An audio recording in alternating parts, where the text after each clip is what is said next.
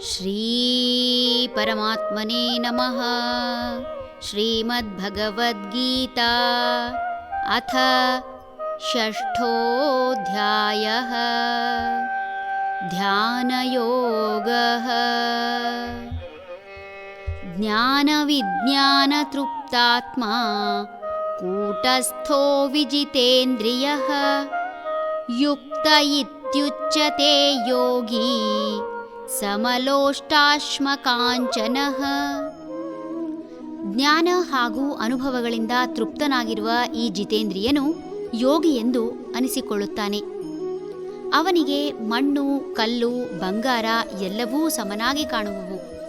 ಮನುಷ್ಯನ ವಿದ್ಯೆಗಲ್ಲದಿದ್ದರೂ ಅನುಭವಕ್ಕಾದರೂ ಗೌರವ ಕೊಡಿ ಎಂಬ ಮಾತು ಆಗಾಗ ಕೇಳಿಬರುತ್ತದೆ.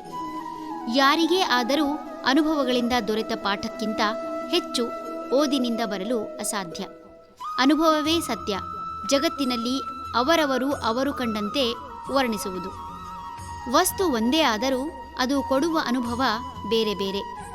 ಯಾವುದೇ ಮನುಷ್ಯ ತನ್ನ ಅನುಭವದ ಆಧಾರದಿಂದ ತೃಪ್ತಿ ಪಡೆಯುತ್ತಾನೆ. ಜ್ಞಾನಿಯಾಗದೆ ಮನುಷ್ಯ ಅನುಭವಿಸಲು ಅಸಾಧ್ಯ. ಒಂದು ಹಣ್ಣಿನ ಹೆಸರನ್ನು ಹೇಳಿದರೆ ಅದರ ರುಚಿ ಈ ಹಿಂದೆ ಅನುಭವಿಸಿದ್ದರೆ ಆ ಹಣ್ಣಿನ ಬಗ್ಗೆ ಆಸೆ ಮೂಡುವುದು.